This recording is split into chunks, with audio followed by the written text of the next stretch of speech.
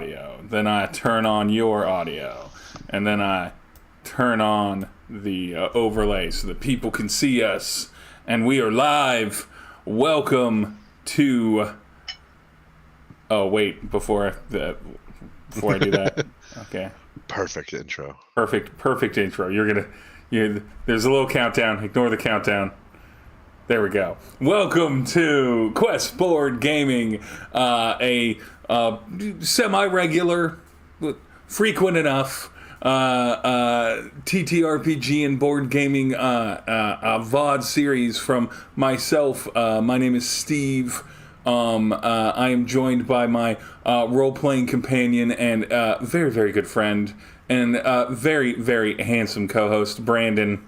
Oh, thank you. Yes. I'm happy to be here as always. As always. And since it's October, even though I don't think this was deliberate, since it's October, we're talking monsters. We're talking the big baddies, the scary oogies, really any kind of enemy. It doesn't have to be specifically a monster, though most of them are going to be non-humanoids, or at least monstrous versions of humanoids. Pretty extreme takes on humanoids. Now,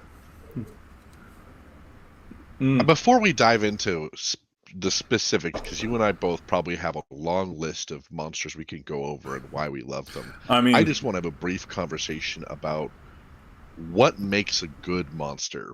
Yeah. Not just mechanically, but thematically as well. So yeah. Take me on this narrative journey, my friend. So to me, I think the most important thing, because we're talking about TTRPGs and role-playing games, and the whole point of these things is to create stories, is that the way your monster behaves should create a story. Mm-hmm. You know, it should create narrative, and hopefully that narrative is unique to whatever that monster is bringing to the table. So you got your classic monsters, which obviously bring in their own, each one has their own kind of special thing that they bring to the table. You have dragons are bringing in something of an epic scale, something like fighting a foe so dangerous it could end kingdoms. Not only dangerous too, but like smart. Like not, usually dragons are portrayed as more intelligent than most humans, if not at least evenly intelligent with it. So you're dealing with someone who's like, I'm bigger, more powerful than you, I'm more effective than killing, and you do not get the humanoid advantage of, ooh, I'm good with tools and armor. Like you're dealing with a real one when you're dealing with a dragon. But then to tone down the scale. Mm-hmm. Oftentimes the monsters in folklore are like mixed with like with fables and morality tales and lessons that you've got to learn. And I always find that really compelling, having those smaller stories, which is, one of the things I tried to do tonight, and I failed at some points, but when I picked out monsters tonight, I actually tried to aim for low CR creatures. Ooh, very nice. Because I feel that it's really easy to pick some big crazy monster that can be, a really cool high CR with lots of cool mechanics and stuff. Yeah. But the likelihood of you being able to like fit that into a campaign is pretty difficult unless that's your BBEG. Yeah, the gets less and less roleplay gets toward the top or the long term or the escalated combat of higher difficulty monsters, regardless of system, right? And everything. Yes. And so you're going to be dealing with the lower level stuff, the stuff you can introduce to players early on, whether it be D&D, Pathfinder, Burning Wheel, whatever. Even if it's even if you're doing some ideas from the internet from like Kids on Bikes and stuff like that, or adapting some stuff for Kids on Bikes, right? You can't throw Dracula at Kids on Bikes like straight up, right?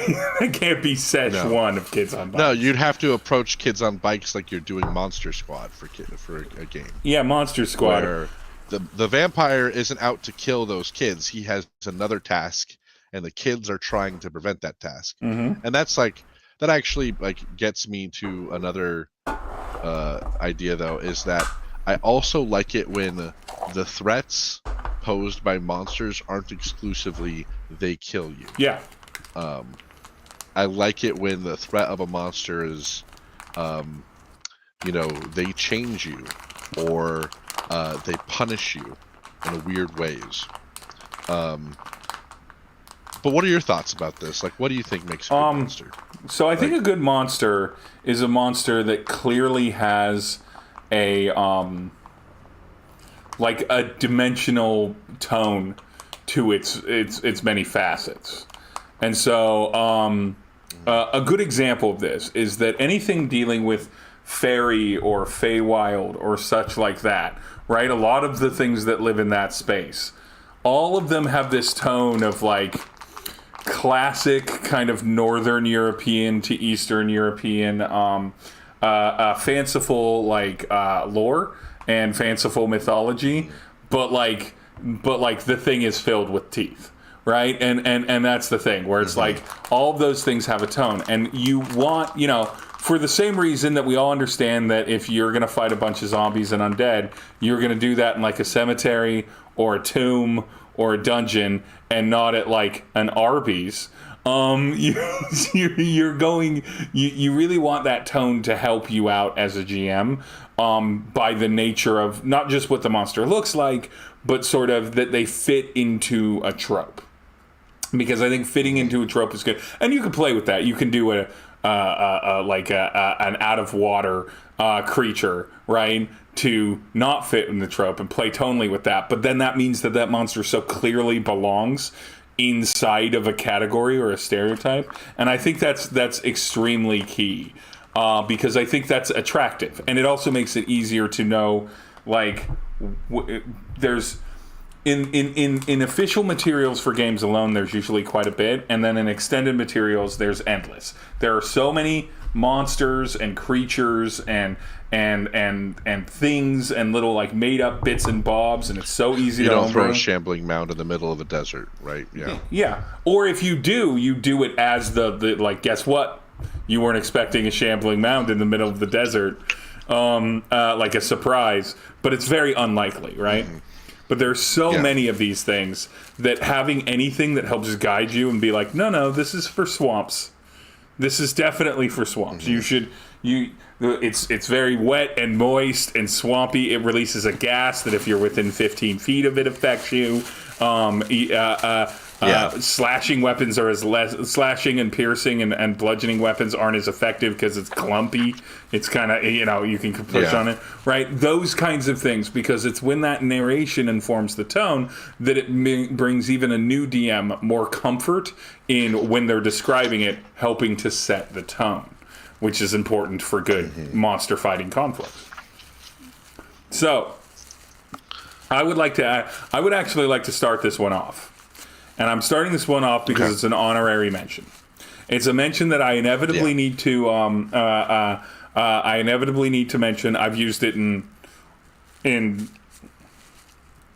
2 out of 3 of my current campaigns.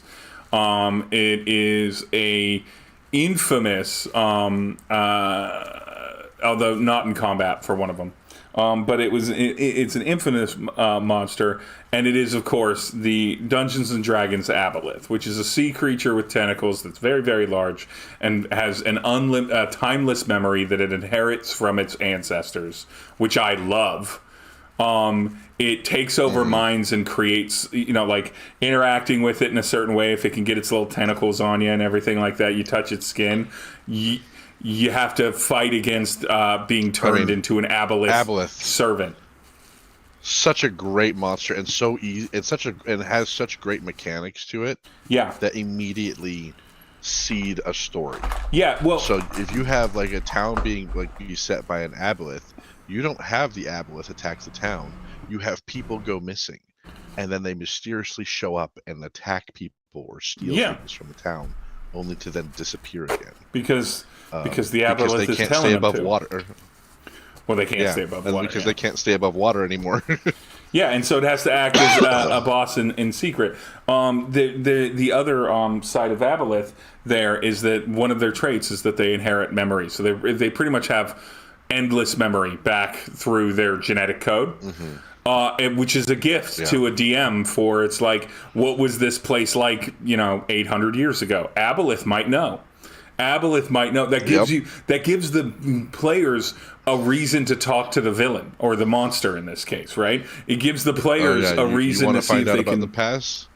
Yeah, and so you can drop that in. I love how threatening they are in the way of they're a zoning creature. The hardest part about an Aboleth, and it's the one that I ignored in one campaign or two campaigns now completely, as I open this foil and make a bunch of mic noise, is I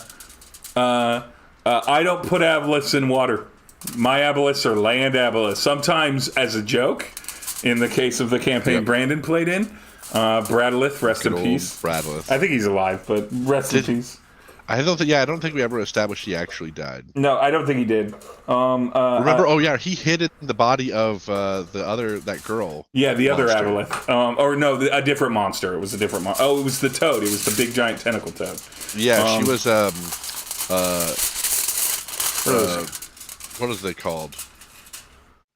Gigatoads or whatever they're called. God, I'm blanking on the name. Like they're toad monster with tentacles. Yeah, the toad monster with tentacles. So he hid there and he survived. But Bradleth, they were in kind of a western high plains desert, and I thought it'd be funny if that place was formerly water, and Bradleth was just too stubborn to leave and was just like, fine, I'm just a dusty dry bitch. Also very much like Aboleths.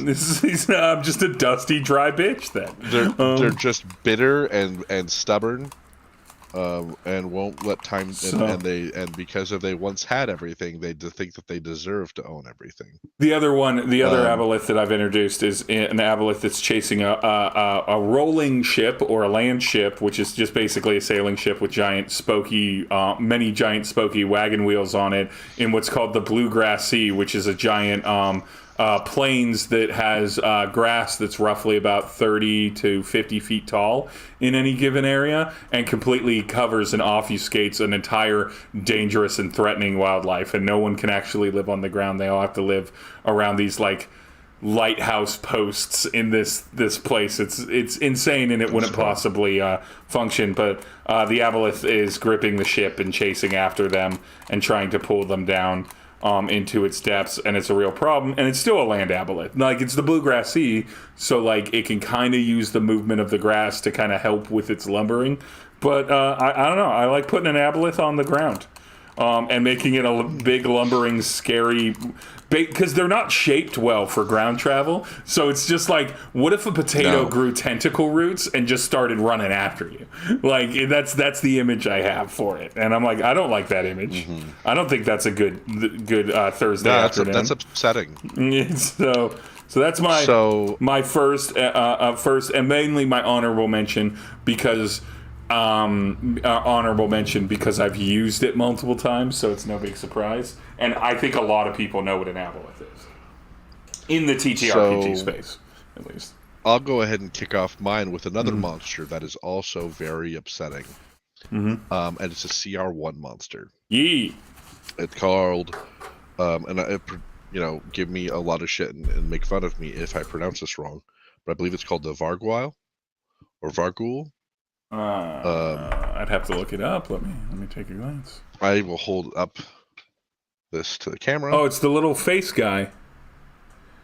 So, what these creatures are is they are tiny fiends, and they're not particularly dangerous upon themselves as far as their health or any of their stats. Their stats aren't great, but what they do is they have kind of a 1-2 punch combo that's pretty dangerous if you have a wombo combo, if you will.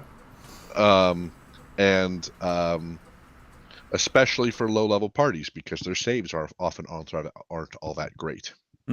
So I'll just kind of one, they look cool, like they're heads with bat wings, which is just great for gothic horror. Yep.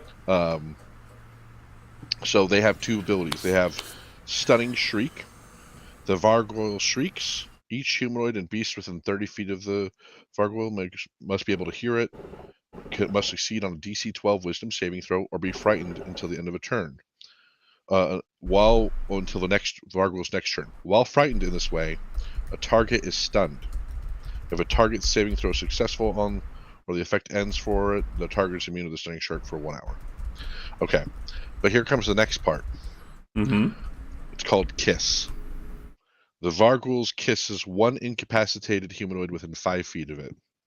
The target must succeed on a DC 12 Charisma saving throw or become cursed. Ooh. The cursed target loses 1 point of charisma after each hour as its head takes on a fiendish aspects. The curse doesn't advance while the target is in sunlight or in the area of a daylight spell. When the cursed target's charisma becomes 2, it dies, and its head tears from its body and becomes a new Vargoyle. Cast Remove Curse, Greater Restoration, or a similar spell on the target before the transformation is complete to end the curse. Doing so undoes the changes made to the target by the curse. Very good. So the Vargoyle does like this really great imminent threat of if you get kissed by this thing, there's a real chance that you will be dead in there's a real chance you'll be dead less than 24 hours. Yeah, right. So good. But I think the thing that makes it more fun is the fact that, like, in dying, it literally tears your head from your shoulders and flies away. Which is both with thematically just wonderful and great for a gothic horror setting. I always like monsters. I think truly horrifying monsters, if we're talking about monsters that are horrifying, are monsters that body horror is a good aspect of that, where they kind of take you over or change you, twist you, and then suddenly you are now a monster yourself. And I think like that creature itself is just like so easy, because it's like CR1, it has like 13 hit points. It has like a 14 AC. It's like it's not going to be challenging to kill necessarily, but it could get one of your party members cursed. Yeah. Before you have the opportunity to kill it, especially since it has a fly speed of 40. Yeah. It's a flying creature, so it has a fly speed of 40 feet. And they're demons too. So if you ever have anyone in your party like a paladin or a cleric, they're gonna be like, see a demon and immediately be like, we need to destroy this abomination. So yeah, that's one of my favorite creatures. And also another thing that I love about it is that it's the creature in itself is tragic, because of that the head was once another person who was kissed by the creature, and then you're not dealing with any first gen. So you're dealing with there's real no problems. such thing as a first gen. So let us go in a little bit of a different collection. Now this comes from I think it was in 3rd edition. It comes from Eberron's 5th edition. This is straight up D&D, and it is one of my favorites, and I've never gotten to use them, and I want to very badly. I mentioned this to Brandon the other day. Most of my monsters here I've never used. Cadaver Collector. So Cadaver Collector is an absolute it's an absolute top shelf monster. I don't remember what its CR is, and I'm not looking at that right now. But armor class 17, hit points 189 on average, right? 18d10 plus 90. Proficiency bonus plus 5. It has a plus 5 to its strength and its con. Its dex is okay, and then the other stats not so much. It is immune to charmed, exhaustion, frightened, paralyzed, petrified, and poisoned. It is immune damage-wise to necrotic, poison, psychic, non-magical, bludgeoning, and that's immune, bludgeoning, piercing, and slashing, attacks that aren't adamantine, which means you need magical weapons and you need to avoid necrotic, poison, and psychic damage, and you can't put a lot of sense on it. It has a 60-foot dark vision. It cannot speak. And this is key. This is tonal. When you have a humanoid thing, because this is large, it's like 10, 12 feet big. It's a big boy. But when you have a humanoid thing that is smart enough to make choices, is intelligent enough to make choices, but not intelligent enough to speak, which is what this is. It's an automaton. It's on a process, but its wisdom is a 0. It's an 11. So its wisdom is pretty average, but its intelligence is really low, so it can't speak. When you have one of these things moving around, your party's going to want to negotiate it, because these are not specifically aggressive monsters.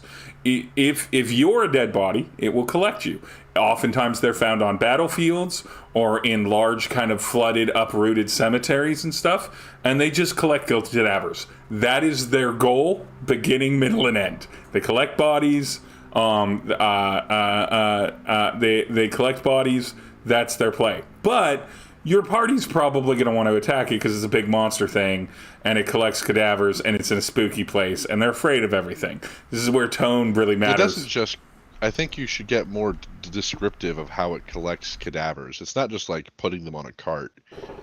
Doesn't it stab them on itself? Doesn't it mount them on itself? It has, it has like spikes on it, and it literally impales the corpses of cadavers onto its body. It's like a hermit crab, but another thing that's really great.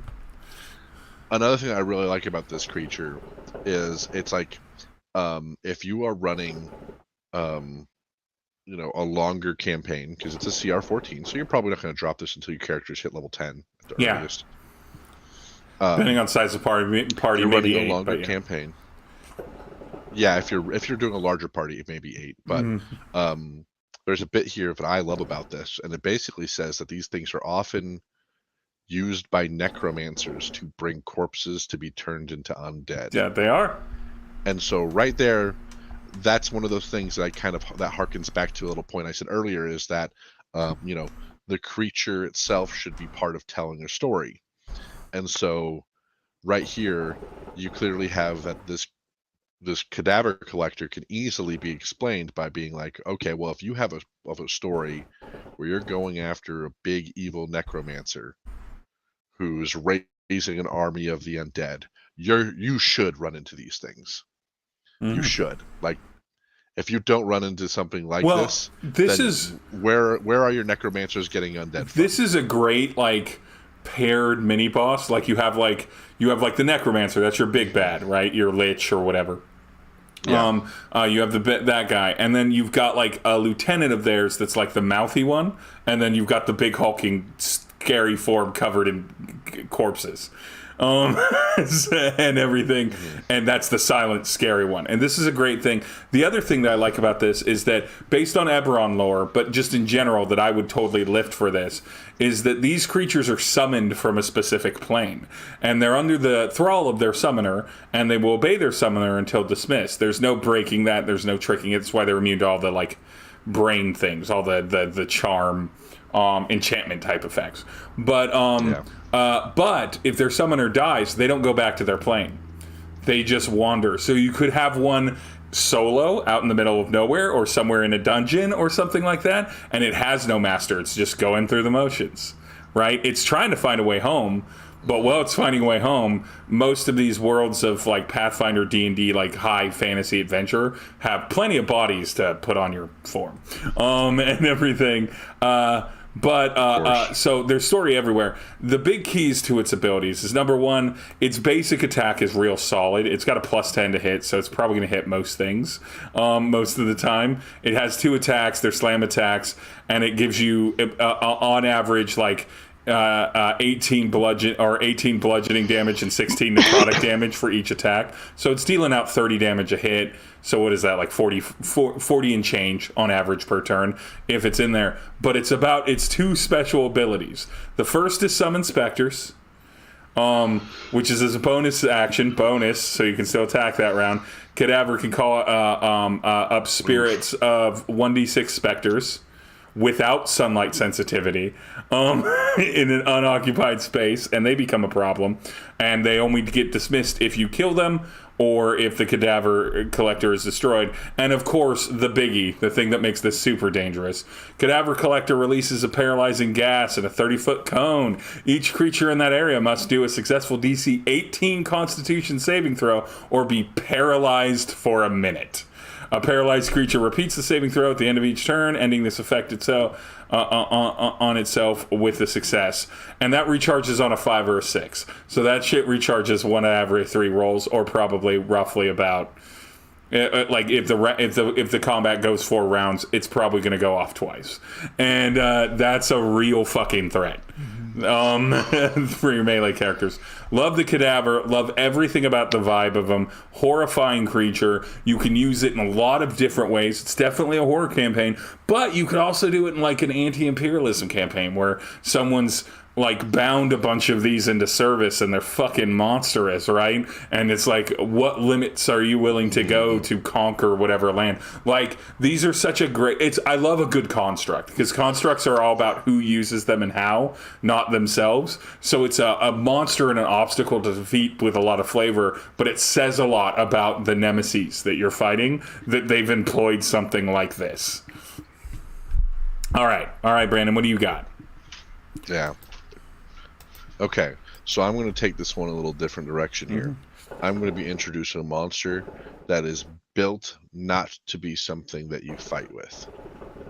I'm getting, you can fight it, and it does have stats for that, but I'm getting that from Into the Weird and Wild, and this is the False Beggar. Ooh. So the whole point of this book is to do stories set in and around the wilderness. The False Beggar is a monster. It is a fae creature, and it appears as a beggar, asking for a coin. It doesn't need your coin, obviously. It's a fake creature. But what it's there to do is it's there to judge people for their lack or for their generosity or lack thereof. And so the false beggar is like, whole point is that it's supposed to be a creature that appears like pitiful and in need of help, and you need to help it. And if your players refuse to help it, then the false beggar will curse you. So, and there's a bunch of different curses that they can put on you. You mean that? But the whole point is, is that, like, you want me to show again? Yeah. Let's show. So here's the curses. I'll just show the picture of the false beggar again. Yeah, false beggar. What's that book again? So this is Into the Weird and Wild. So this is the collector's edition. I don't know if it's available anymore. On the back it says the woods do not care for you, which is a great threat. It's a fantastic book. They have another book, by the way, right now on GameFound from the same people called Into the Cess and Citadel. That I believe they are taking late pledges on, which is all about running city campaigns as opposed to deep wilderness.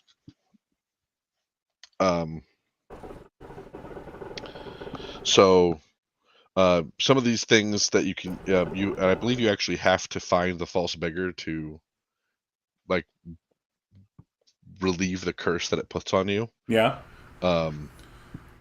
So when the false beggar curses you, there's certain things like the false beggar can, like, render you blind or deaf. It can warp your body so that you lose 1d6 ability scores points and a skill of its choosing. Mm-hmm. It can rob you of the ability to sleep. So you can no longer take long rests. Another one is greedy mind and Greedy Belly says you develop insatiable cannibalistic urges. So yeah, like I like this creature because if you wanted to, you could fight it. It's actually a pretty formidable monster, but it doesn't want to fight you. So if you're in the middle of the wilderness and you encounter someone in need of help, not to be confused with things that like might be calling out for help, but just like a man on the side of the road, shrouded in rags, asking for a coin or some help. Mm-hmm. You should offer them help. I like that one a lot. I like it a lot As you too. can see, you could just imagine all the different ways you can. It's a good penalty for murder hobo-y kind of optimizer players that push through a lot of the stuff that you're looking for them to play with. It's like, all right, you don't want to help people, you don't want to be heroes, fine.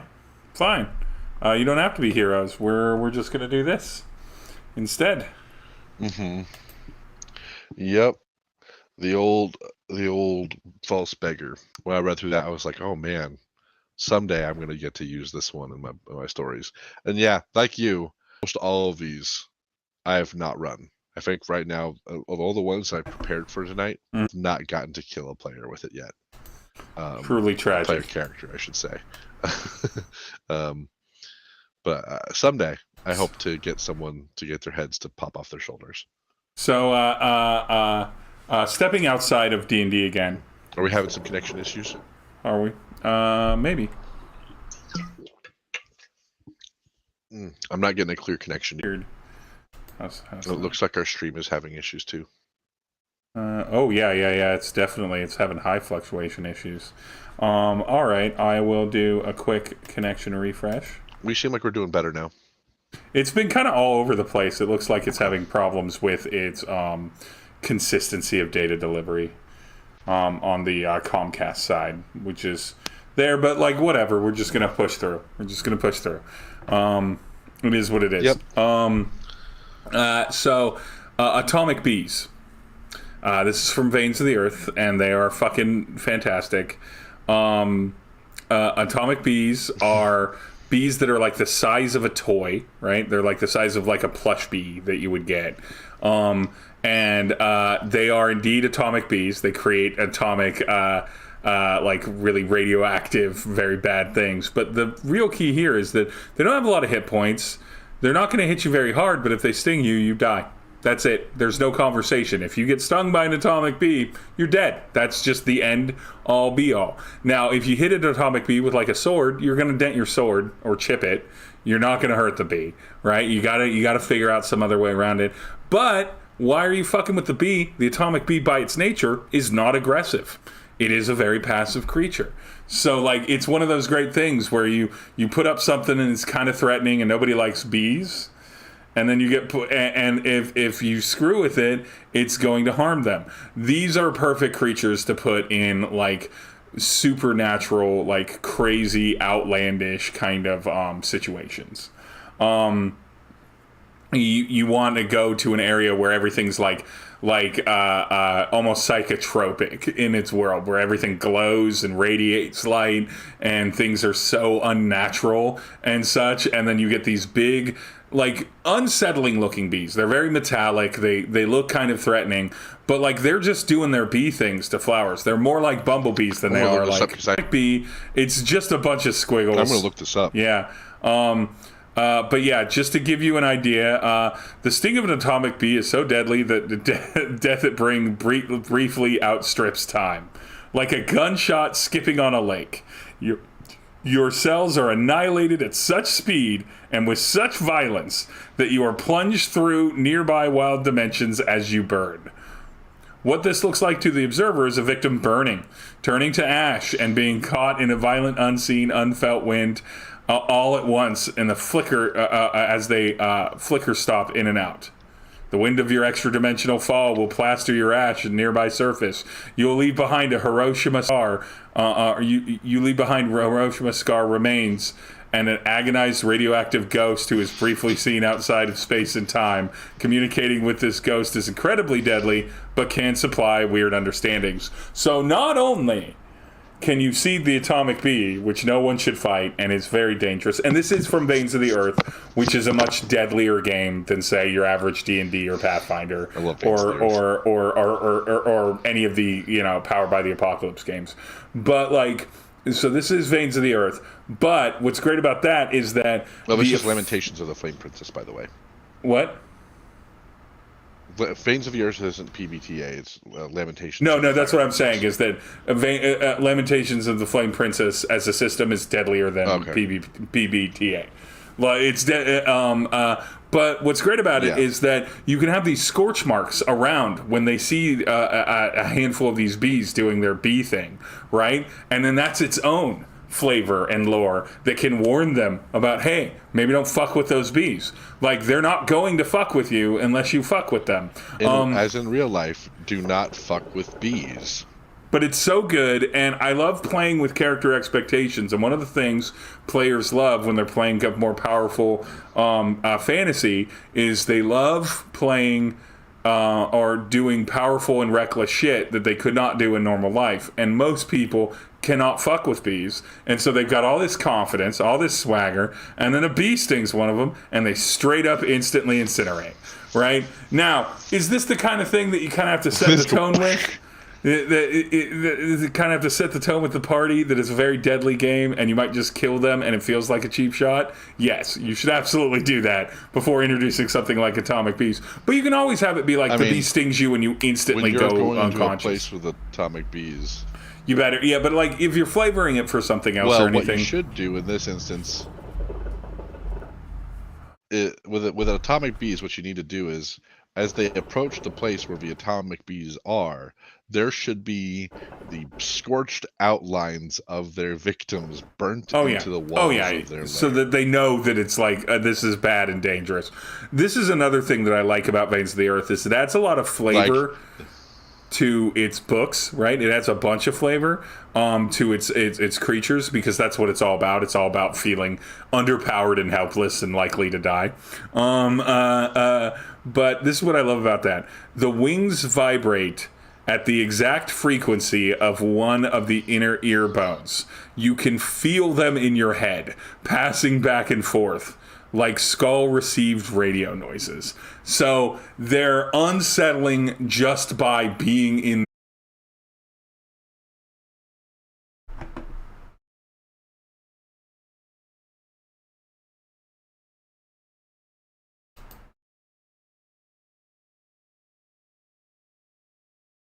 Okay, I'm back.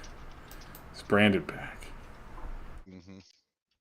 There we go. Brandon's back. Stream's back. Okay, everything's back. So apologies for the interruption in stream there, but we're back, and you could even go a little bit further with these bees. And if your party is like wandering around a corridor and they can hear them before they can see them, they're gonna think that there are insects in their heads. And that's its own thing. There's so much to do with this. And like the fact that it's instantly deadly is like almost a side thing of, it's like, oh, that just kind of sets the threat level. But this is just an interesting trick. Establish that like monsters are like this are why having disposable NPCs with your party is a great story option to make it so that your characters don't feel cheated. Yes, 100%. Because that way you can have, 100%. Your own Nick Cage copycat go up and go, not the bees, and then get stung and evaporated. Absolutely. Oh, I love them. Okay. All right, what's your next one? Okay. So, the next one I'm going to bring up is from another book that I actually have not had the real chance to dig into. And that's called Fire on the Velvet Horizon by Patrick Stewart and art by Scrap Princess. So, for those of you who aren't aware, Patrick Stewart, not to be confused with Sir Patrick Stewart, is a tabletop RPG author, mostly in the old school RPG space.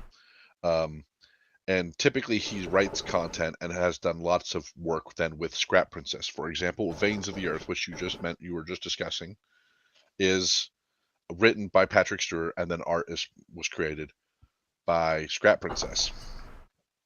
In this book, they did the reverse, where instead of writing out stories and then having Scrap Princess make art, they had Scrap Princess make art, and then Patrick Stewart wrote stories for these characters. And the first monster in the book is actually the one that I'm going to talk about, and that is called the Abhorrer. Yeah. And I think I've mentioned the Abhorrer to you before. The Abhorrer is an absolutely detestable and despicable monster. Just by you seeing it, you are filled with hatred and malice for this just foul creature. And this creature is foul. It is not well motivated. It detests and hates everything around it too. But what this creature is it is also a manifestation of pure law. In that when you are in the presence of an abhorrer, the legal law becomes physical law. You cannot break the law in the presence of an abhorrer. You cannot hurt someone in the presence of an abhorrer unless your action is being dealt out as punishment or enforcement of the law. So you're fucked. So yes, you cannot harm them. You can't kill an abhorrer, but it also cannot kill or harm you in its presence unless you too have broken the law and it is carrying out its punishment. What an absolutely great guard monster. Yes. So the only way to defeat an abhorrer is to somehow either trick it into breaking the law, which I don't know if it would even be capable of doing, or framing it for a crime, which you would have to make such an airtight framing of said crime that you would somehow convince people that a being magically incapable of breaking the law had actually done so.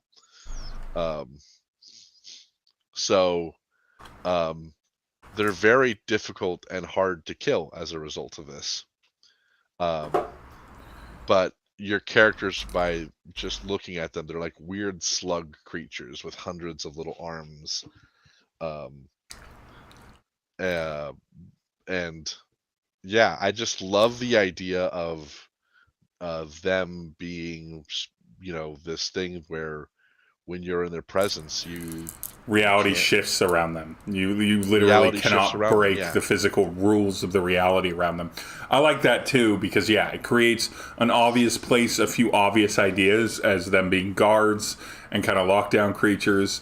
It creates a situation where, again, if your party's kind of out of pocket a lot of the times with things, throw one of these bad boys into the mix. What about a judge abhorrer? Yeah, a judge.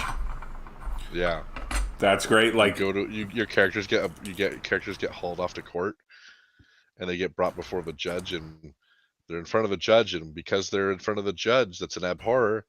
They can't break their chains or resist arrest. Yep, absolutely great. What about going across a small town that seems to be managed appropriately, and it's run by, they talk about the judge, and everybody behaves, and then it's really tense because it's fascism, right? So it's real tense and everything, and then you discover that, right, and get the party in trouble. Oh, there's so much meat on that bone for that creature. Yeah. And another thing, I recommend this book to just about anyone who loves good fantasy monsters. It's full of wonderful creatures. and yeah, I can't commend it enough. Patrick Stewart and Patrick Scott Princess are just a winning combination when it comes to this stuff. I believe so. This was a print-on-demand version because they don't have this book available in print otherwise. But the print, this is like easily the nicest quality print-on-demand book I've ever purchased. Very just good. Like the quality of the pages and the quality of the print work is really good.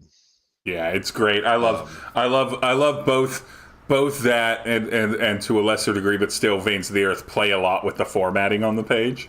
And everything, and they give you it sort of takes the really orderly like columns and boxes of Pathfinder and D&D, and it's just like, what if this looked like someone was slapping together magazines articles onto a page and then like doodling around it.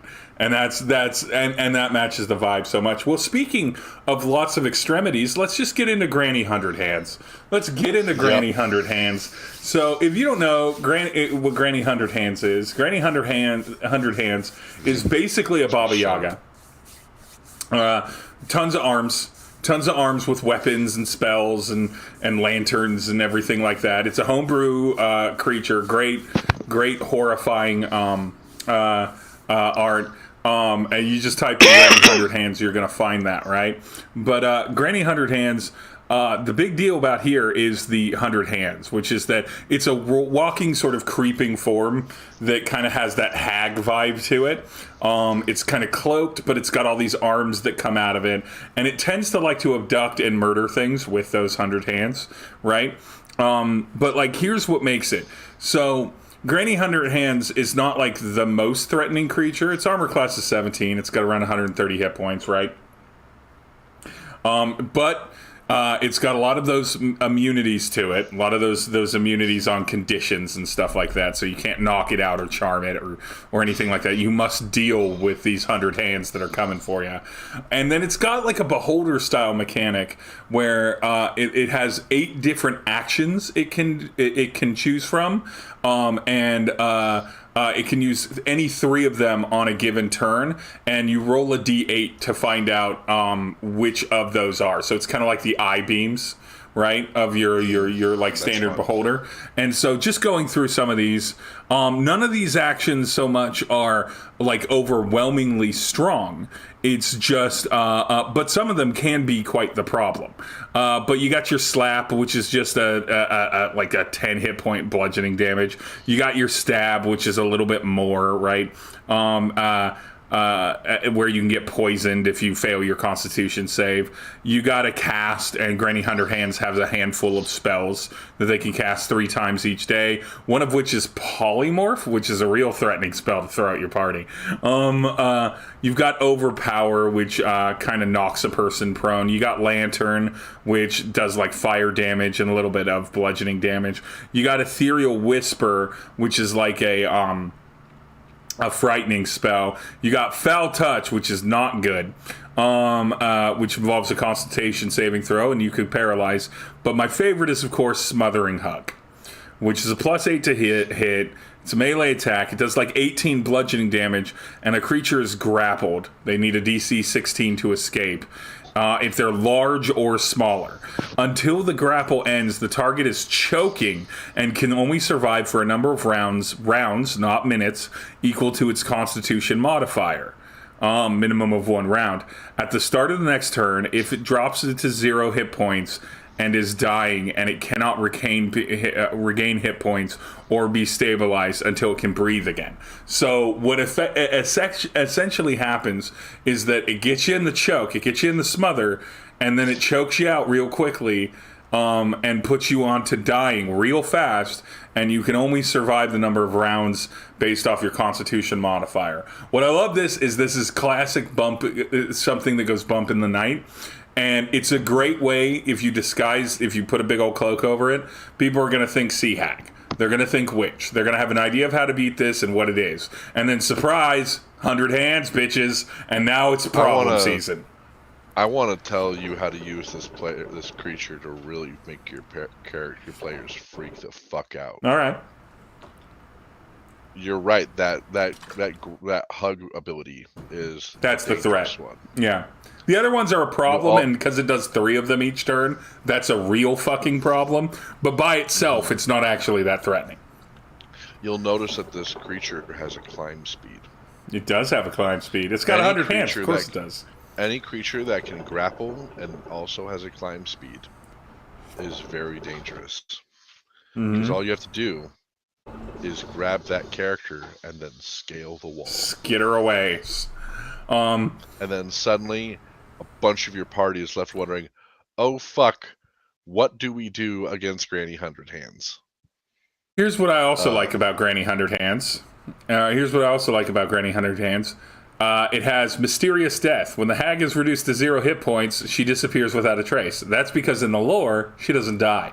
She just disappears and comes back. So if you want one of those I'm a fucking problem for a while characters that's like Gollum hunting your party, Granny 100 Hands is perfect for that. She's perfect as a leader of a witch coven. She's perfect as Granny 100 Hands is perfect as a mix like lieutenant or sergeant character in a boss fight where like they're dealing with some sort of caster that's real or like a real problem, and then they have this other irritating problem that can become an incredible problem if you happen to get a D8 which you're rolling 3 times every round. So she's a good distraction character. Like implementation and strategy wise, I wouldn't say that she's like a good, it's just me Granny 100 Hands boss, but she's a great surprise your party in the night kind of character, and she's a great like returning villain character for like an arc, right, where they're traveling through a haunted wood or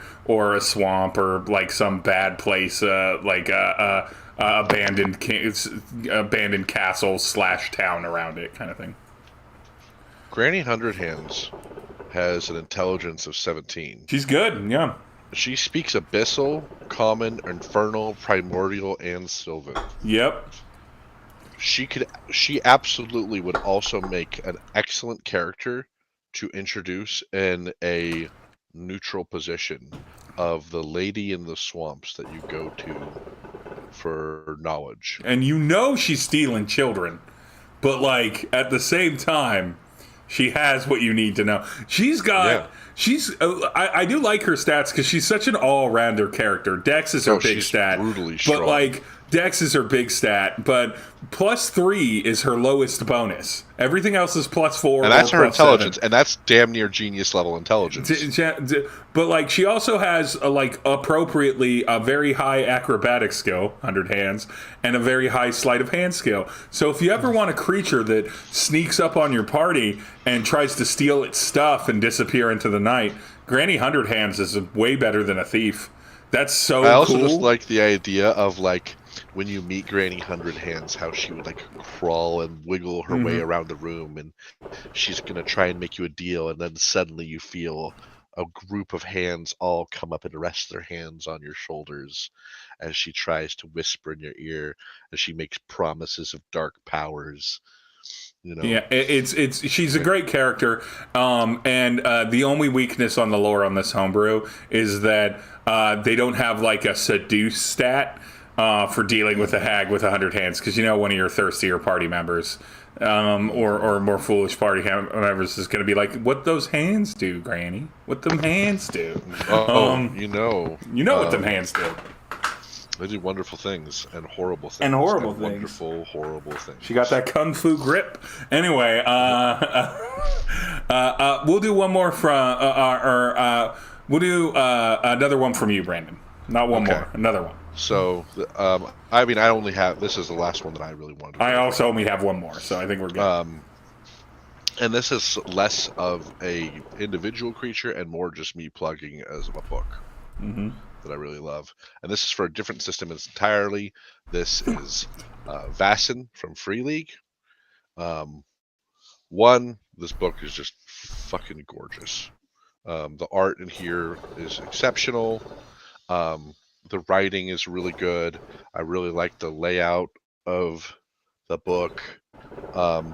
So if you're not familiar with Vassin is this setting. By the way, it looks like our stream might be down. If it might be, I think it's might be been down for a bit now. Oh no, it looks I don't back think up. so. I had to reload it. That's what it was. Eh. So Vaesen, you play like a member of an organization of all these people who have the sight and can see these creatures.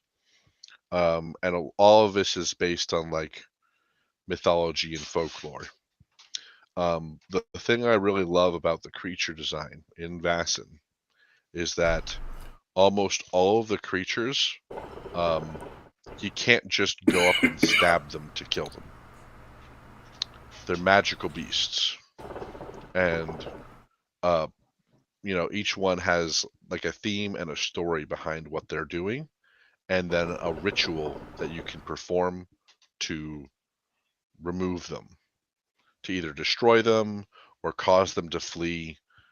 Either way, but I love that about this is that the whole book is now like you are basically a group of monster hunters pursuing monsters that are also mysteries, and the whole point is that you have to so you as a DM, players should really not see ever the monster manual in here, because the whole point is that something strange is happening somewhere, and you have to go uncover what's happening, learn what the creature is, and then perform the ritual to remove said creature. Very good. So I'll kind of like show some of the fantastic art in here. Here is their image of a giant. Brilliant. Gorgeous. Right? Like here, nothing, you can't kill or harm the creature normally. And I love that just because of it avoids having what should be a great story moment just turned into I roll dice, creature dies. Yeah. I can't tell you how many times I've as a DM, I've okay, I got this really cool monster. I'm going to put this fight together. And I'm really looking forward to the theme of everything that's going on and feeling like the environment is right. And then the fight starts and it just turns, and then it just quickly just was like dice rolls, monster dies. And sometimes having a monster end that way can feel very anticlimactic. Yep. And so that's one thing that DMs need to also be careful about, is when they're how they're handling their monsters and their enemies and their BBEGs especially, is remembering that organisms have a healthy amount of self-preservation. Mm-hmm. And what that really means is that most intelligent organisms will flee once they get to less than half HP. Mm-hmm. Like the moment they get to half HP, they're like, fuck this, I'm not going to die over this, I'm getting the fuck out of here. And you got to remember, if you're fighting a dragon, your dragon's going to think the same thing. That thing can fly for a reason. That thing is hundreds of years old because if it doesn't stay and fight when it might die. Indeed. Yeah, no, 100% agree. Yeah. And that's what I just like, that Vaesen just takes that and just no, we're not even going to bother with the stat block in the traditional sense. We're just going to have you take this monster as a mystery to be solved. So let's. I'm really excited to try Vaesen out. It's like the next system I want to watch. The next system I want to try. So this is my final suggestion for monsters, but it's not actually to play. Okay. To fight the monster. It's to play as the monster. So here's the setup. You need a horror campaign, probably with vampires. Not quite a Curse of Strahd, because that's a little low level for this. Something that lives in the level I'm gonna say level 8 ish area, right? Give or take a couple levels either direction. And you're gonna ask your GM to play a peppermint butler. Now, a peppermint butler is a little candy construct. This small sized. It's like the size of a gnome, and it is in fact a peppermint. It is made of peppermint.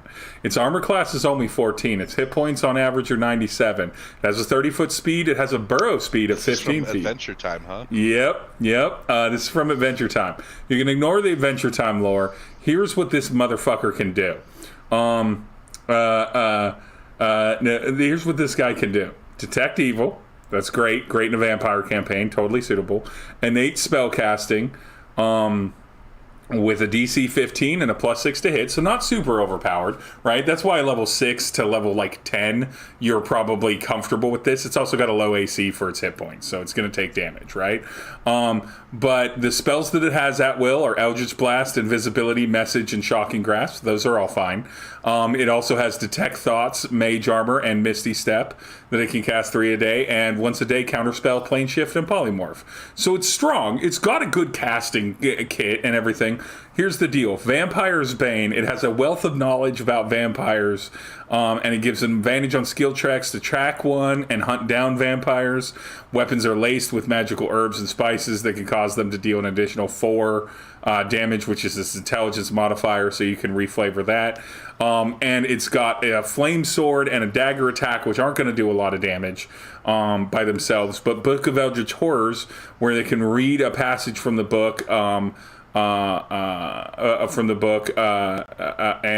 do one of the following spells, which is Hunger of Hadar, summon Lesser Demon, and once a day can summon Greater Demon, and that's when it starts getting nasty, right?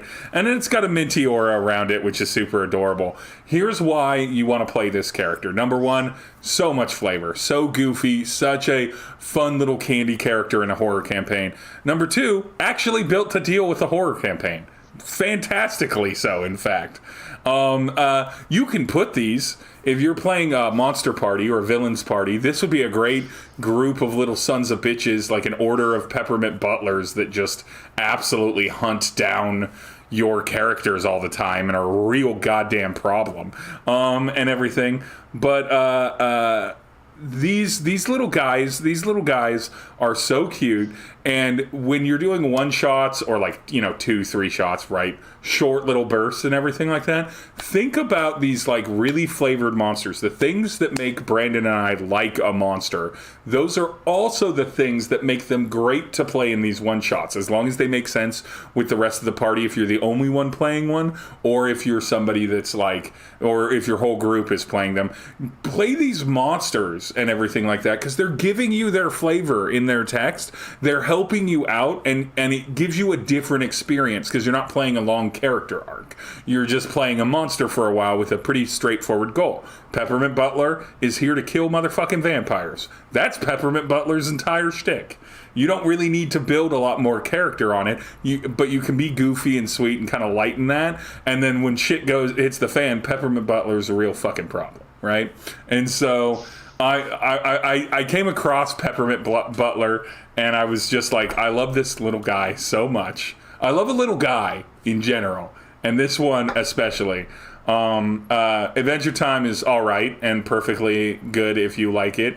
It's not my thing, but I love me some Peppermint Butler. So there you go. That's my final monster. Now let's get into now let's get into the generalities, my friend. Let's get into the big things. What are some monsters, and this is probably mostly going to be in D&D Pathfinder, but what are some monsters that you feel are overused and overrated? Well, I think the first thing I'm going to say is actually any humanoid character that you custom build yourself, I feel is frequently overdone in favor of the fact that monsters are just more interesting a lot of the time. And people often forget that monsters are intelligent. Yeah. And monsters can have motives. They can have motives. They can speak if you want them to speak. Most of them have languages. And of course you can always change your monster, but I can't tell you how many times I've gone and played a Dungeons and Dragons game and only had human or human adjacent enemies. Yeah, vampires, zombies, werewolves, any of the player races. That's it. Or just I'm constantly fighting bandits and thieves and rogues and wizards. Yeah. And I like you know you can do more. Pro advice: if you're planning a short campaign, fantasy setting. If you're planning a short campaign, don't use humans as like you can have an evil like humanoid as like the boss or the big problem.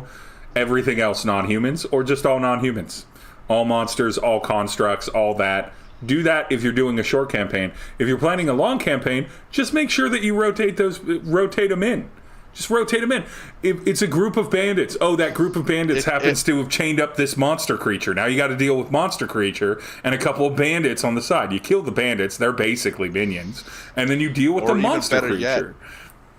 Yet, that group of bandits is in service to a fucking beholder. Yeah, right. Who is a local crime lord? Like D&D's out there with Xanathar, right the fuck away, right? Like it's out there with them. It's in Waterdeep Dragon Heist. We're playing in dungeons. Go on. So that's one of my biggest things is that I feel like a lot of people get caught up in trying to make people be the villain, and if there's other games that can do that probably better than D&D. D&D, we want to fight monsters, we want to go on a fantasy adventure, we want to delve into ancient dungeons and explore fantastic places and see things that we've never seen before. And then that means when you do introduce your humans, that's my big one.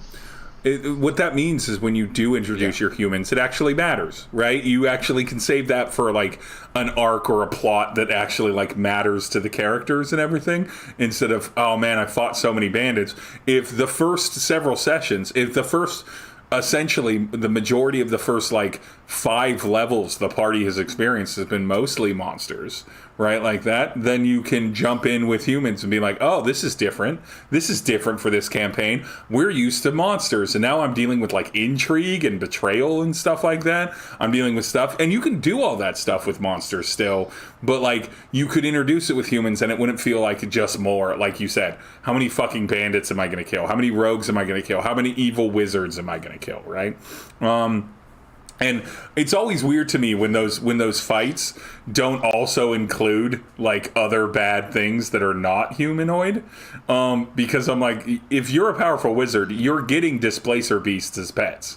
That's just happening, right? You're getting blink dogs, and you're enjoying having blink dogs because you're a dog person. And blink dog is the greatest. You're gonna have an elemental chained in your basement. Why not? A demon have an hanging elemental out, chained up in your basement to protect your loot. Of course you are. Those things are going to be there, and you don't have to go out of your way to explain it too much. In fact, it's good to, like we talked about with like the atomic bees, have the scorched wall silhouettes of the people who fucked with the bees on the walls. But beyond that, you don't need to explain how the bees got there. Yeah, they're just there. We just need to foreshadow the bees being there. How did the bees get there? Well, they live there. They're bees. That's where they're at. You came to their house. They live there. They're bees. That's the other thing too. Is going into a wizard. Go on. And I think you actually were onto something there about humanoid monsters in general, about vampires and undead and things like that. I think that's why I brought up the Vargul as like a low CR monster, is I feel like, especially in early games, people get caught in the traps of, oh, you're going to fight kobolds, oh, you're going to fight goblins, oh, you're going to fight zombies. Bullywogs or something like that. And unless you're playing them like freaking Tucker's kobolds, which is mean, and you shouldn't do that, they're probably not going to be all that interesting. Are you familiar with? I think it's called Tucker's Kobolds, right? You know. Yeah. I know exactly what you're talking about. I know exactly what you're talking about with Tucker's Kobolds. So for those who don't know, Tucker's kobolds is a hypothetical scenario that someone designed, presumably Tucker, to show how dangerous low-level creatures like kobolds can be because of they're smart and they have teamwork.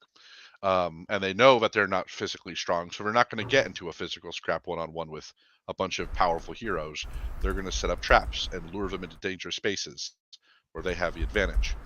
But unless you're doing something like that with these creatures, I often find that when you have a fight with a zombie or any of these other humanoid monsters, they end up just being what, like I mentioned, I dislike having happen, and that's just I roll up, I roll dice, monster dies. That's the story. Yeah. So. And that's the other thing. On the flip side of that, though, let your monsters tell a story. On the flip side of that, monsters also give you an easy out, right? And I think it's why so many people use zombies and skeletons and stuff like that.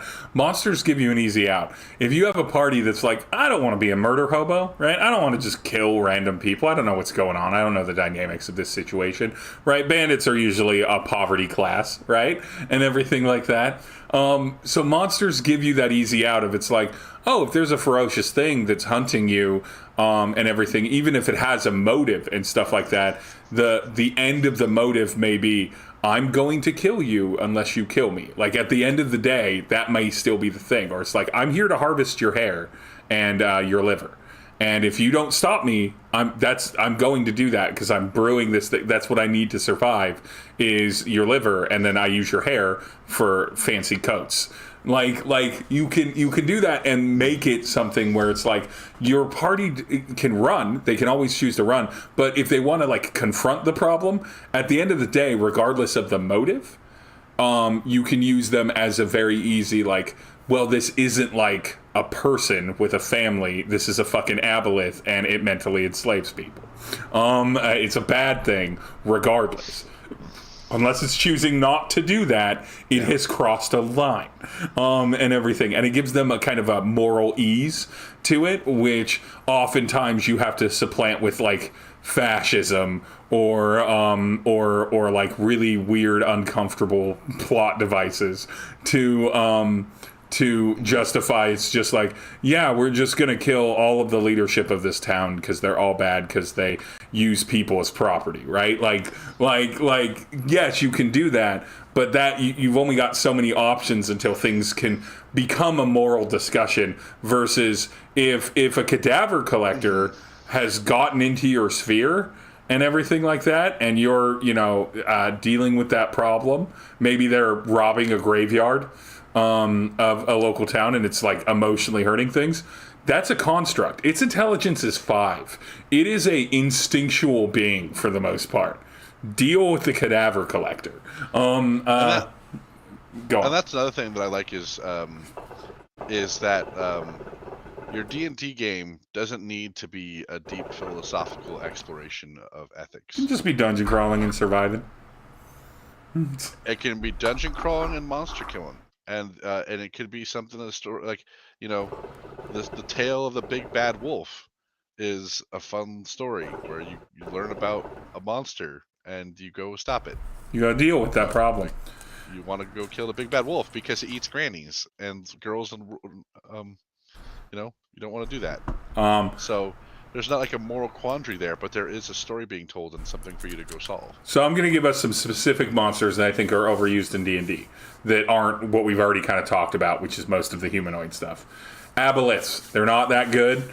Don't use them. Don't use them late. You can use them early. If your party's level 5, use an aboleth. Let them run from that shit. Let that be like a absolute like hand of the DM shuffling them out of the zone, right? Where it's like, you cannot beat this. But like when your players are in the high teens, they're going to body an aboleth all day long. It's not that good of a D&D monster on its own. It doesn't really set itself up for minions very well, unlike dragons, because it's not smart enough. And everything. And so aboleth, or not aboleth, I've been using aboleth. I've been using the wrong word. And I apologize for that because I love aboleths. I think they're great. What am I thinking of? Tarrasques. I'm sorry. I completely went off the rails on aboleths there, and it's Tarrasques that I've been talking about. I was like, what? You loved it. You just talked about how the aboleths are great. The D&D Tarrasque is... the D&D Tarrasque is a bit underpowered compared to its previous renditions. Go look up yourself the Pathfinder 2e Tarrasque, and then look at that, and you'll see why that monster is called the Armageddon Machine. But like, if you want to bring a Tarrasque, that is a monster that can take on a party of level 20 players. Yeah, if you want to bring a Tarrasque in D&D, go for like a lower level party. Go for it when it really is. It's like you can't even come close to do it. Yeah. This thing will kill you if it hits you once. What are you talking about? And of course, don't make it so that creature is necessarily expressly targeting them. But because you want that, you don't want, like, if the Tarrasque is only chasing them, then they're fucked. But if it's like, oh shit, the Tarrasque rose up and attacked the town you're in, you're not going to be the only people trying to fight this thing off. And you may realize very quickly how futile that is.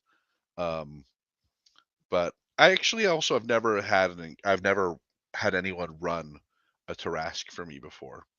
And I've always been curious to fight one just because of that. But there's also like lots of tricks to dealing with Tarrasques now. Yeah, exactly. It's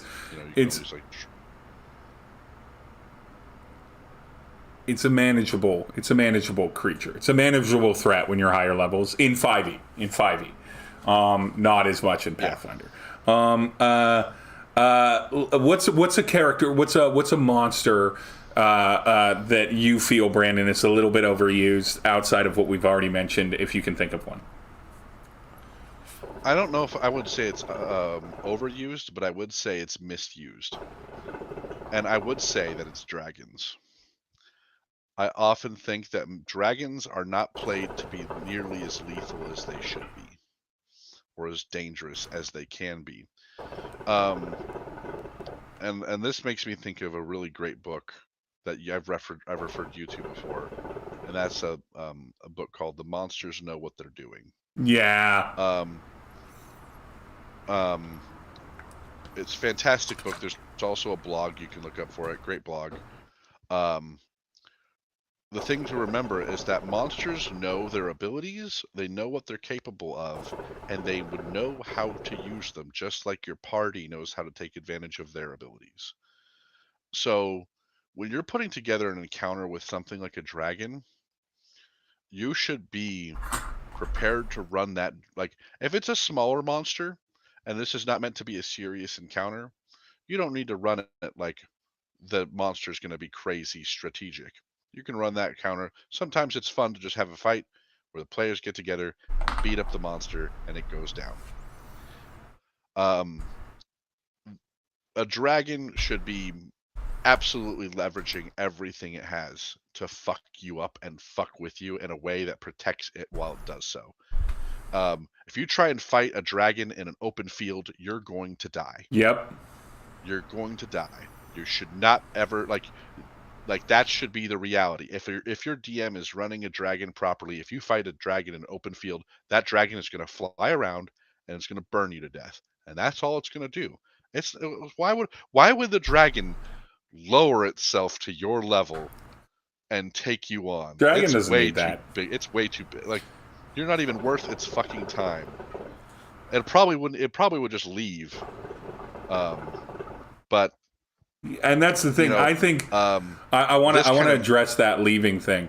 So this is the thing: is the dragons are mobile, right? They're very mobile, and they fly, and they fly very fast, and everything. So I always think it's funny because, like, in my mind, your kind of classic dragon setup, in my mind, is the dragon lives in a mountain in a cave, right? And it flies out and it hunts its prey, and it demands some sort of fealty and wealth from the communities that it harasses in order to not just murder them outright and eat them and move on. and everything. And so your group gets to this area, right? And it's not like one town. It's like several like villages and hamlets and maybe like a keep and everything. And they're under the yoke of this dragon because the dragon's intelligent enough to realize that it can suppress and control a group of people, still terrorize them, but leave them just enough to survive and pay for themselves to not die, right? So it's figured this out, right? So your party is like right there being like, okay, we got to deal with this dragon, right? But the problem is the dragon is faster than them and it's mobile and it doesn't have to fight you. It can leave. It's a long-lived creature. It can just leave for a while and come back. So now your party has to figure out how to get the dragon to confront you. And that's way more interesting than just fighting a dragon, is figuring out how you're going to get the dragon to fight you. That's more exciting. And then there's all this story that can come in. The combat becomes good. You're trying to keep this. You're probably kidnapping something or stealing something that the dragon cares about, or like you're positioning the dragon that it's going to be publicly shamed by other dragons. Kind of depends on like whatever's going on in the world. But like that dragon and figuring out how to get the dragon to confront you and then planning to deal with a dragon that's not going to behave foolishly is it's such good classic tabletop. It's so much more interesting and outside of the box than fight. That reminds me a lot of like really old school dungeon design, and that like most of the monster encounters in like first edition D&D were designed to be lethal, and that the whole point was that you not fight these things in a straight up fight. Most combats were not built for you to just go up and go toe to toe with the monster, and I really think that that's something that I think happens a lot in a lot of games. I've done it plenty of times, and that's something that I think like some of the most satisfying combats are when you are put up against something way outside your power level. And then instead of getting in a one-on-one fight with it, you as players are then tasked with creating the scenario to fight the creature in so that you play on your terms and the monster is at a disadvantage. And when you have that happen, that's when like the real magic of a great like powerful monster really plays out. Yeah. And so like the whole point about that is then like, okay, you have to then strategize. We're going to lure this dragon into a trap. We're going to get him somewhere. And like you said, dragons are smart. So it can't be something so obvious. You need to like really figure it out. Yeah. And that's like, I think dragons are just misused and not played for how dangerous they could be a lot of the times, because of a lot of DMs will just have the dragon land and try and bite and swipe and tail swipe and burn you. And it should just be like griefing you. It should be like flyby your party. And then you have to get that exactly. It's gonna strafe you with a fucking fire breath. Yeah. And then I don't know if you've ever read through Curse of Strahd. Yeah. Or looked at Strahd's stat block. Strahd is one of like a fight that I've always wanted to run, because of if you look at the way Strahd is built to be run, if you want to run Strahd properly, you're not going to just have you and the party stand off and go to toe with Strahd. Strahd has the ability to pass through any of the walls and floors in his castle at ease. He can just phase through things. So what's going to be happening is you're going to be when you get to the fight with Strahd's going to pop out of a wall, fucking cut you, and then disappear back through the floor before you have a chance to even hurt him. He's going to start harassing you and summoning creatures and doing all sorts of nasty shit to fuck you up. He's not going to sit there and try and punch one-on-one with you. That's why you're supposed to collect the items to weaken him, is so that you can deal with a very a person that's much better at tactical combat than you are, because he's built for it. I had a party that I almost it wasn't in Curse of Strahd, but I was using Strahd's stat blocks and recommendations for this big bad that they could choose to fight, but they were smart and did not. Where it was a thing, and I was like, and then after it, because I didn't reveal that they were just a vampire, so they just figured it was just like a vampire, and I'm like, no, this was Strahd's stat block on this big bad of the tower. Because they lived in a giant city tower, basically a giant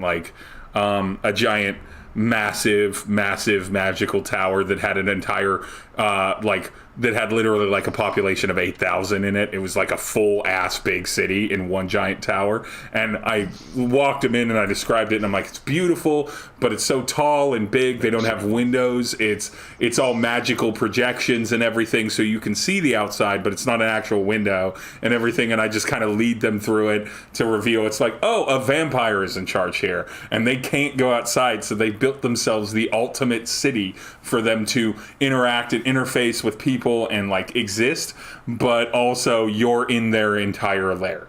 This is all their lair. This is all 100 floors, and everything. So it was or 200 floors. It was based off the tallest building in Dubai.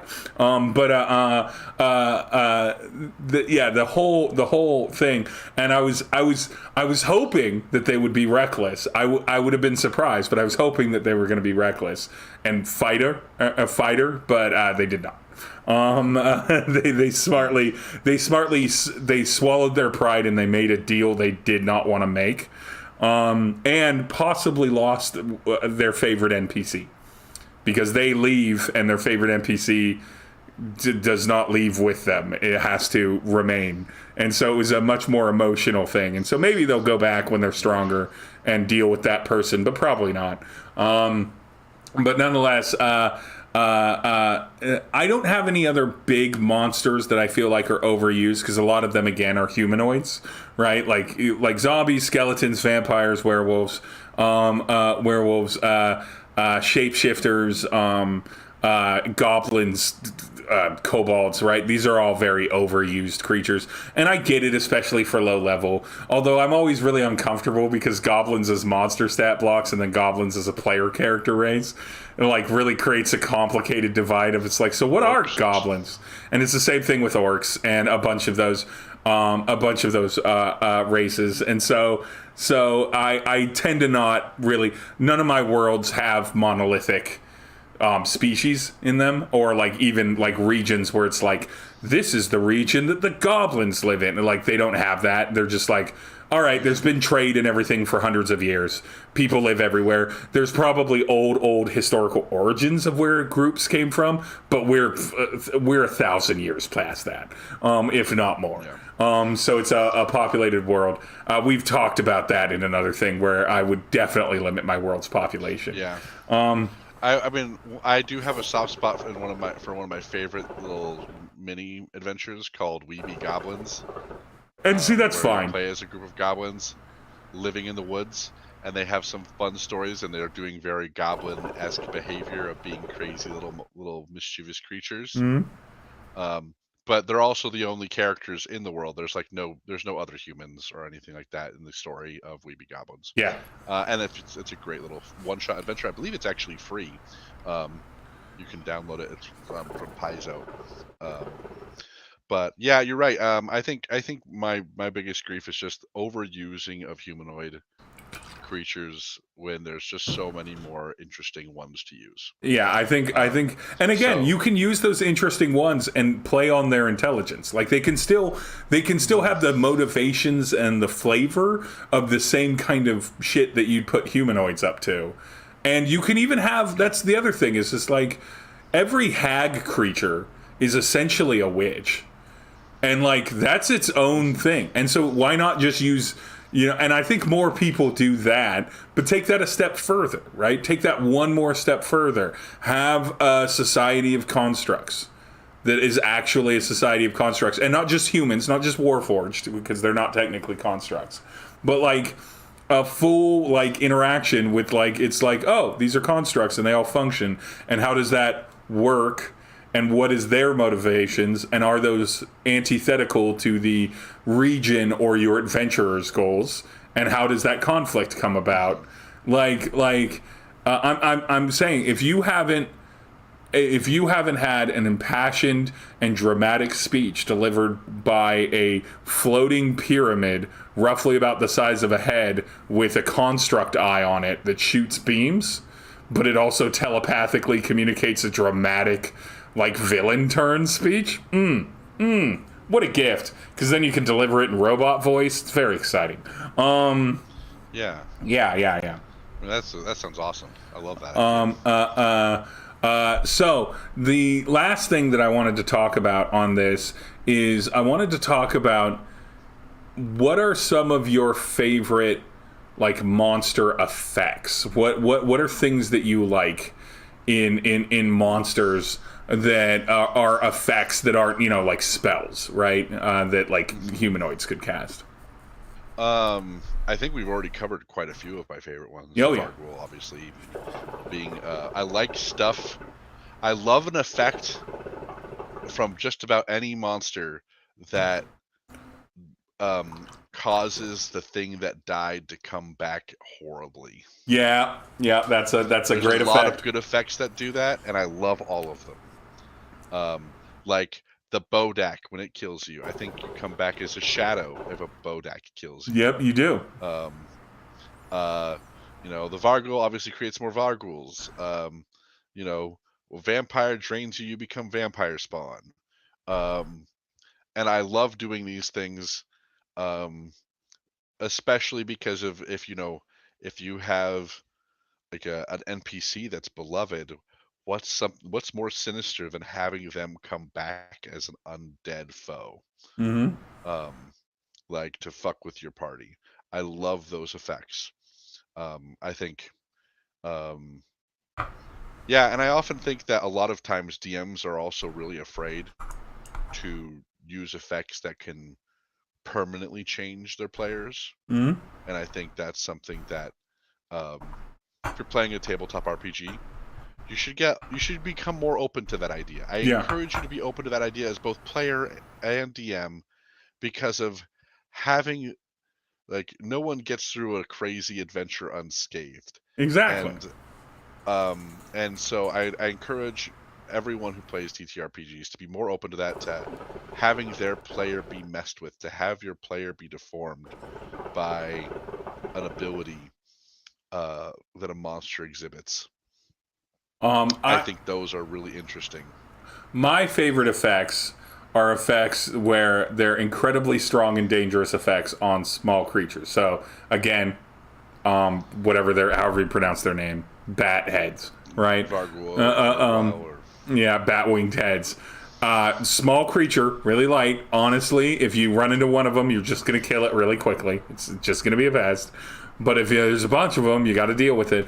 We love that on, what are they? Shades, shadows, whatever the ones that do strength damage to characters. The shadow, yeah. Yeah, the shadow doing strength damage to characters, where their damage lowers strength, and then eventually, if you get to 0, you just die. Right? Like, I love that kind of stuff. I love really. And if you get killed by a shadow, I believe you come back as a shadow too. Yeah, like a lot of undead do that. Yeah, a lot of undead do that, but I love an effect where it ends around the standard combat stats and really it becomes dangerous, which is why I brought up aboleths as well, is because they quickly turn you into little aboleth servants, and everything in a way that isn't as satisfying, in my opinion, from mind flayers. I like mind flayers, but I would play an aboleth over a mind slayer against a party every time, just because I think it plays better. But I love an effect that, like, really end runs normal things. You had brought up a creature when we were talking yesterday, where they just definitely hit you for a significant amount. What? The Marut? The Marut. Yeah, so Marut is a construct created in Mechanus when a deal is struck between two people, and the Marut is forged to enforce the deal, to hold that the deal was followed and abided by. and that if anyone should break the deal, whoever broke the deal, regardless of where they are, what plane of existence they are, there's no way that they can conceal that they've broken the deal. The Marut is immediately made aware and pursues them until it destroys them. It's good. And the Marut hits its target. It automatically hits. It does not roll, and it does 6. And it doesn't roll for damage either. It just does 60 points of force damage every time it hits you, and it can make, I believe it can do 2 attacks per turn. Yep. So if you have less than 120 HP, you're down on the first round of combat with a Marut. And you cannot tell me that there isn't a scenario as a DM and as a player where your group makes a deal with the devil and a Marut appears and that doesn't pay off long term. Right? Like that is an amazing like hook, and then it's the devil that's the problem, but it's the devil that's the cause, but it's the Marut that's the problem, and your players made their own bed with it. I love an auto hit. And I think it's especially good for higher level parties because higher level parties have so much, and so throw those auto hits at them. Throw it at them. Yeah. They can take it. Even if you throw it, even if you're throwing a totem bear barbarian against that guy, raging, that is going to be a brutal fight. Yeah, because that Marut's still going to do like 60 damage at the end of the day, each round if it's auto hitting each round. Yeah. And so 3 rounds, and even a barbarian is looking like they might drop.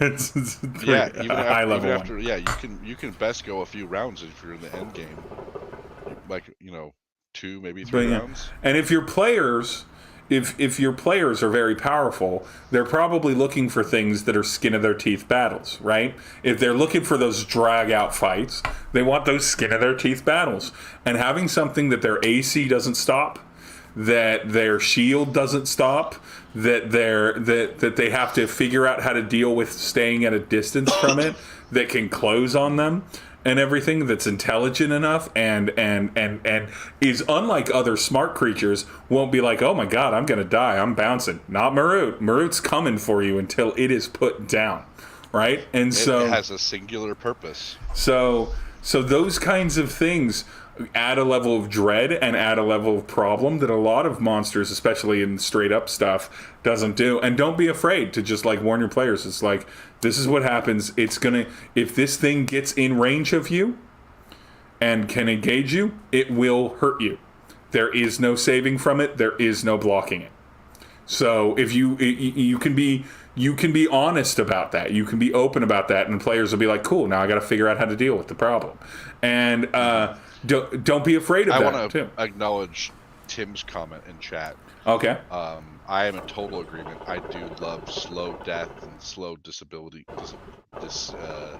like degrading effects that last a long time, and that can become whole adventure arcs unto themselves, where you're pursuing a way to remove some horrible curse or disease from a character.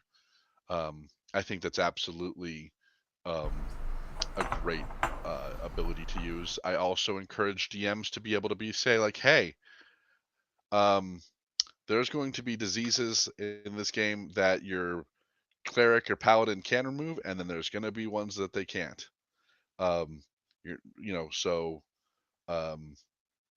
Feel free to make sure to set that expectation with your players so they don't feel like they're being robbed of their class abilities. But also, like Tim says, those kind of things, those kind of abilities, once again tie back to what we started at the beginning. What makes a good monster is it tells a story. And sometimes the way it can tell a story is by setting you out on an adventure. I mean, one of my favorite movies of all time, it's probably beloved by many, it's definitely beloved by many, is Princess Mononoke. And how does that start off? It starts off with basically a boss battle, and our main character getting a horrible curse that then sends him on an adventure, which is the impetus for the entire film. And so don't be afraid to give your characters a horrible disease and curse that they need to go find a solution for. But maybe you also take a little advice from Princess Mononoke, and that maybe they get some horrible curse, but that curse also comes with a wonderful power that it instills in them that they can leverage while they go out seeking that solution. Steal from popular fiction. You are a DM, steal from popular fiction. Take the idea, shake it up a little bit, season it a little bit with something else, knock it into the game. Your party members are going to thank you because they have that. I love a good curse. I realized that I had not introduced any curses to anyone in our campaign, and I was like, oh fuck, I love curses, and especially introducing curses as now I'm in the situation where the curses are almost have to be like unfortunate random things that burn away your resources because you're playing a high level cleric that you can resolve most curses. But yeah, you could absolutely be like, okay, at the beginning of your campaign or as people are coming up on something, being like have them meet an NPC, and the NPC is like this is more than a curse. It's like a blaspheme or something like that because you're playing a really religious, gaudy campaign. And then being like, okay, so I've created this level of thing. You cannot just greater restoration this bad boy away.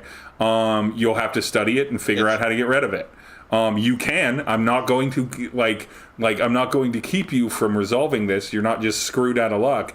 But now this becomes a driving factor for members of your party. And yeah, again, the game is yours to play, and having a monster in a higher level combat that delivers that, having a player have to make the choice: do I deal with this problem that will probably end me or turn me into something terrible, or do I resolve the main, save the world event, and then risk myself, just my end game being my denouement, my resolution being I did it, but now I'm forever, some sort of like many-faced god creature. Gotta let your character make a sacrifice too. Yeah, exactly. Don't be afraid, and I'll tell you, like, as another advice to players, embrace that sacrifice. Those create the great moments of storytelling. When that player makes that sacrifice, when a player. Here's a monster effect off of a construct that I thought was very good. So this was done by Brennan Lee Mulligan in the Critical Role Calamity arc. So spoilers for that if you don't want to hear it. So the arc is set in the history of Critical Role, right? And so it's set in the history of that world, like way back when magic was overwhelmingly accessible and people were being very humanist about it and being like, who needs gods or anything like that? We can protect ourselves. So there's a lot of powerful magic going around. So in the world, it was defined that one of the characters who was in charge of a big mercantile / mercenary / military contractor organization was building these like automatons, these constructs that were meant to become soldiers in wars that would definitely have lots of magic happening.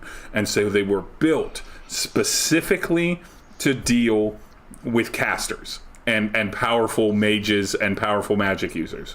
Now, all of these players were playing like level 15, level 16 characters. So they're in that category. And before the setup, the GM was just like, Brennan Lee Mulligan's just like, pick your magic items. You can have this many uncommon magic items, you can have up to 4 attuned. Do it. You've been around for a long time. You'd be loaded and kitted out. In the final battle, he has the big bad take control of these soldiers that this person built and fights them. And they had an effect where that was just a one-time effect that they triggered off that was like a pulse wave of like 100 feet diameter, so it hits everybody. And for every magic item you had, that magic item exploded and you took damage, and you could do a save to take half damage. And so if you had 4 magic items kitted up on yourself, you were getting dealt 100+ damage and everything like that. And so like that was how he started that fight. and everything. And it was so great because it's like you literally knew what these were. You helped as the player define what they could do and then turned around and used them. And the players loved it because they knew what the tone of the campaign was. It was leading up to an event, right? Like, so they knew that it like it wasn't like they were going to save the day. They couldn't. They were in a prequel. The events had to play out like they did. This was more about the details of how they played out. But like that is the kind of effect that you can have where you're like, take stuff of the players. You talk about player sacrifice and giving things up. Take stuff of the players, maybe bring it down a little bit for your table, but like be like, yeah, this creature has a once a day effect that it targets a magical item and overloads it with arcanic magic, and if the player saves, they take half damage, but that item is gone. They were in range of the effect. It's gone. And like that can be really hard to deal with, but especially later level characters, they usually have to be like, what magic item am I putting down to put on?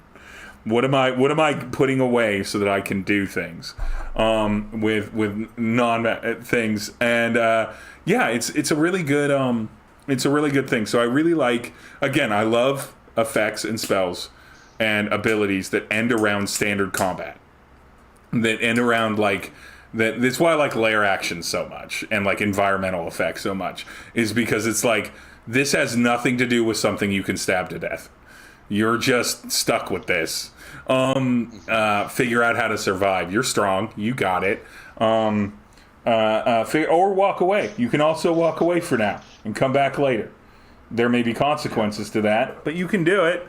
Really put your players on their back foot and then have them figure out what's going on. But like, I think that's good. We've been streaming for about 2 hours now. I think we've covered monsters and everything. I do want to touch base on what's up? Plugging a few little books here that I recommend. Please do. Before we go. So far, we already went through Vassin, Fire on the Velvet Horizon. The one D&D book that I brought was Volo's Guide, which has the Varghul in it. Into the Weird and Wild.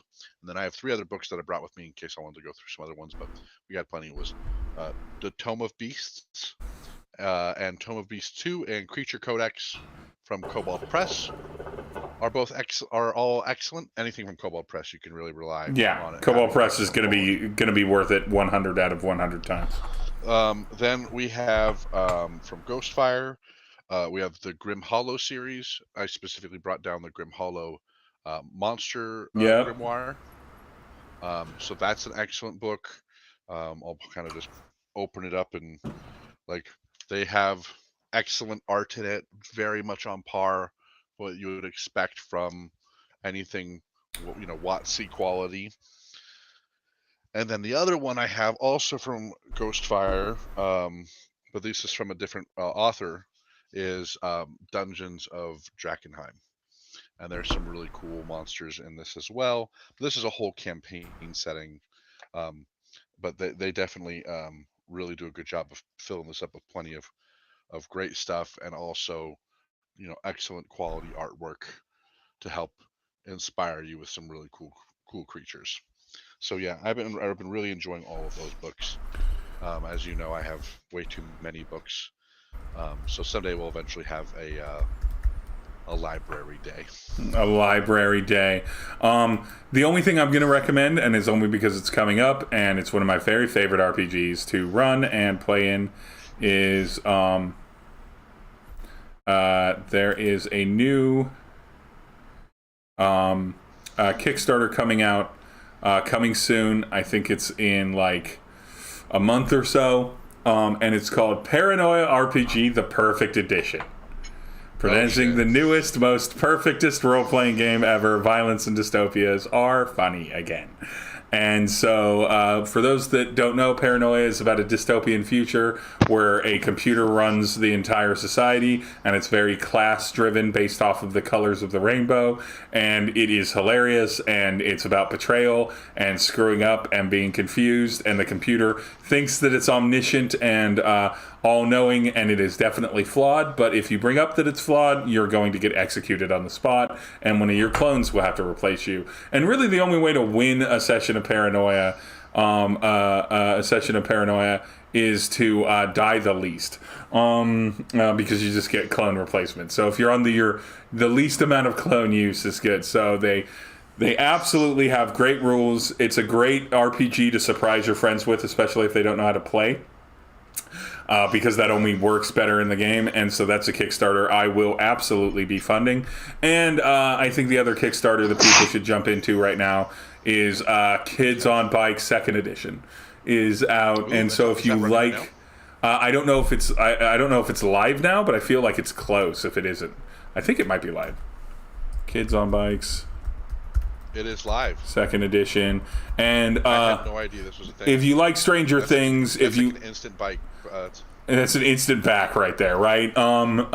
If you like Stranger Things, if you like that kind of paranoia or paranormal, like Americana neighborhood thing and everything, Kids on Bikes did it right. It's powered by the apocalypse. It's a great way to learn powered by the apocalypse. It's an all ages game, so if you've got kids, it's kind of perfect for that. It's already funded. It's already well over funded, and everything, so you can be sure that you're going to get some good bonuses and good stuff there. And get the second edition. Jump in. It's a great time to do it. I don't even think it needs a lot of money to get a hold of the at least the PDF. Yeah, $25 for the PDF, and it also $5 for a soft cover. Yeah, a soft cover, which is the one I recommend. It also the PDF comes with VTT materials, and so if you play on VTTs, chef's kiss. But yeah, Kids on Bikes and Kids on Brooms are just like really fun, really enjoyable, kind of short campaign. And when I say short campaign, I mean like 10, maybe as long as 20 sessions, or like maybe even only like 5-6 sessions. They're really perfect for that. Powered by the Apocalypse is great for like 1 year long campaigns, and then you're done and you put them away. But yeah, get it, support it. Their materials are great. And get in on that and let that teach you how to play Powered by the Apocalypse. And then open up knowing how to play roughly 45 different role-playing games, because you know the PBTA system. And so you have a good idea on how to play it. It's such a good new role-player system. It's a great new role-player system. Way better than Dungeons & Dragons for new role-players. If you want something with some mechanics, but not an overwhelming amount of mechanics. If you want to learn how to play D&D-like stuff, I also recommend Quest, which is I think is a good one. Quest, baby. Play D&D. If you want to play one that is like a good introduction to D&D-like mechanics, because PBTA is not D&D-like. No, it's very different. If you want something that's going to be like entry level for D&D, you could probably start off a campaign as Quest and then convert it to D&D. I think you could easily do that. Or if you just want to play with a bunch of people that just don't want to deal with a lot of the mechanics, but you yourself have played a lot of D&D, just switch over to Quest. You'll be able to import a lot of stuff and just kind of like trim it down to do it. So if you already have all those materials for D&D and Pathfinder, be like, I'll just take those ideas and put it in Quest. Steve, we should do a Call of Cthulhu game sometime. So you're not going to get me to do it, and it's because I don't give a shit about Elderling shit. But that's not a qualitative judgment, and I know the system is good. I just don't care. I don't care. What about Cthulhu, with the Actum Cthulhu, which is set during World War II? Also not that interested in that. Okay. I'm not a big, me, I'm not actually that big of a horror fan. I'm all superheroes and fucking dragons and science, and sci-fi. Maybe of it. Pulp version I might do. There's like Call of Cthulhu Pulp. Another one I've heard about is based on this, and I've been told to look it up, is one called Harlem Unbound. Ooh. And that's a Call of Cthulhu one. And I'm curious about that one. Just check it out really quick. Just do a quick Google search for Harlem Unbound RPG. Yeah, Harlem Unbound RPG. Harlem Unbound RPG. Harlem Unbound already on second edition. We love that. We love to see that. You love a second edition on a game. Just the bottom line is because second edition, you're getting more polish out of it. You're getting more polish. There's been more live play testing. So Harlem Unbound, definitely Harlem bootlegger era stuff. Recommended with, from me, a little bit of a caveat on there. Acknowledge that you're playing in a Harlem game. Pay attention to how you. I mean, of course, from Brandon and myself. If you want to play in this, play in it. But like, be aware of what you're doing and like comport yourself with like a bit of sense of awareness. But like the website for Harlem Unbound, which is on Chaosium, there's the second edition PDF. There's pre-gen character sheets. There's maps and stuff like that. There's scenario maps and stuff to kind of get you started. But yeah, just do it because it's probably a cool game. But always make sure when you're doing anything where it's like very much rooted in a time and culture of a people that you may not necessarily represent yourself. Just be aware. Be aware of what you're doing there. It's almost something that I want to buy and own just so I could be like, okay, this is like, I like the fact that they are like representing culture, like this culture in these settings. I want to support that too. But yeah, go for it. You can find a lot on chaosium.com about Harlem Unbound and get like a kind of a glance at what it is beforehand. If you want to do something that's sort of modern but not quite modern, which we love. We love a not quite modern thing. That would probably be your best chance. If you give me mob related stuff or like underground criminal investigation or pulp related stuff, and then it has Cthulhu in it, I'll be like, that's fine. Because I want to play the pulp. I want to play the noir. I want to play the mob stuff so badly. But nonetheless, for Brandon and myself, this has been Quest Board Gaming. I flipped us in the thing. It's okay. I'll be Brandon. For Steve and myself, Brandon. This has been Quest Board Gaming. We'll be back again probably in another couple weeks at a time that works for both of us. So just subscribe to the channel, follow us. Feel free to watch these videos. If you're watching in VOD, thank you very much. And we'll be talking next week, or next time, not next week, but next time we do this, Brandon. I'm thinking the teaser for next time is story angles and how to implement them, and being like taking some time to really think about how you're positioning your story and plot and hooks, whether it's for a small event, a larger arc, and what have you, and how to implement them in interesting ways that really is just stealing from other people who've written these stories before, and you're just adapting them for role play. So I think nothing original. It's all been done before. It's all been done. So steal away. We all do it, right? All of my campaigns are just basically Game of Thrones. That's absolutely not true. There's not nearly enough incest. But nonetheless, thank you very much for joining us for Quest Board Gaming. Enjoy your gaming. Go back at Kids on Bikes, a second edition. Go follow for Paranoia for Perfect Edition. Go support indie games. Or not even indie games, just like not the two biggest role-playing games on the planet, and broaden those horizons. All right, bye.